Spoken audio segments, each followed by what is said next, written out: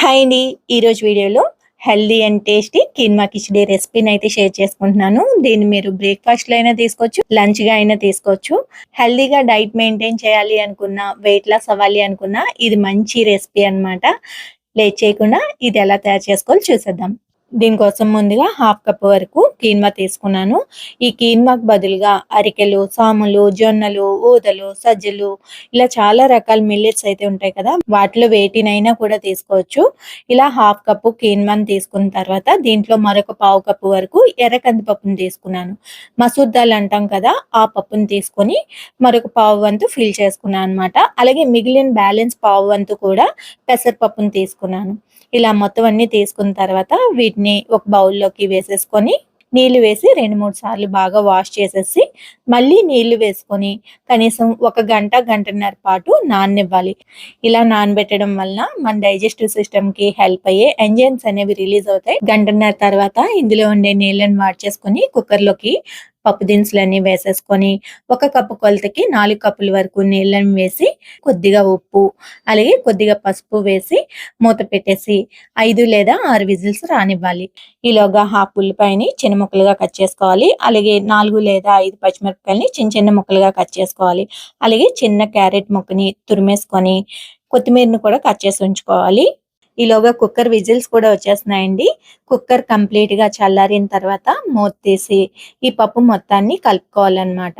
Already మనం నీళ్లు ఎక్కువగా వేసాము. పప్పును కూడా నానబెట్టుకున్నాం కదా! విజిల్స్ కూడా ఎక్కువగా వేయించాం. పప్పు మొత్తం చక్కగా మెత్తగా ఉడికిపోతుంది. ఇదంతా ఒక్కసారి మెదిపేసుకొని పోపు వేసుకుందాం. పోపు కోసం స్టవ్ పై కడాయిని పెట్టుకొని కొద్దిగా నూనె లేదా నెయ్యిని వేసుకోండి. నేను ఇక్కడ నువ్వుల నూనె అయితే వేసుకుంటున్నాను.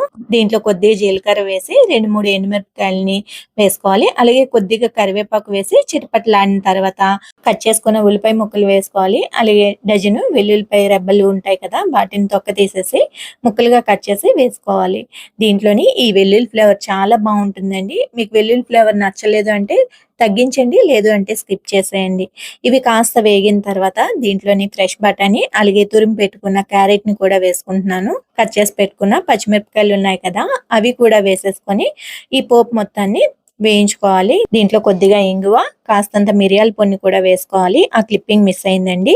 ఇవన్నీ కాస్త వేగిన తర్వాత చివరగా గుప్పెడంత కొత్తిమీరను కూడా వేసుకొని పోపుని వేగనివ్వాలి. ఇలా వేయించుకున్న పోపుని కీన్వా పప్పులోకి వేసుకొని మొత్తం అంతా కలిసేలాగా బాగా కలుపుకోవాలి.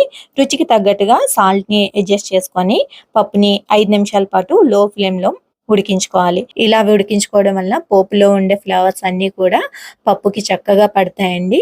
టేస్ట్ చాలా బావుంటుంది. 5 నిమిషాలు ఉడికించుకున్న తర్వాత కీన్వా కిచిడీ అయితే రెడీ అయిపోతుంది. ఇక వేడి వేడిగా సర్వ్ చేసుకోవడమే ఆలస్యం. ఈ కిచిడీ చాలా చాలా బావుంటుందండి. వెయిట్ మేనేజ్ చేయడానికి ఇంత టేస్టీ ఫుడ్స్ ఉంటాయా అనిపిస్తుందన్నమాట.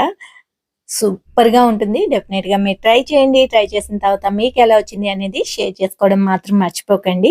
అలాగే వీడియో నచ్చితే లైక్ చేయండి, షేర్ చేయండి, సబ్స్క్రైబ్ చేస్తూ మీ సపోర్ట్‌ని తెలియజేయండి.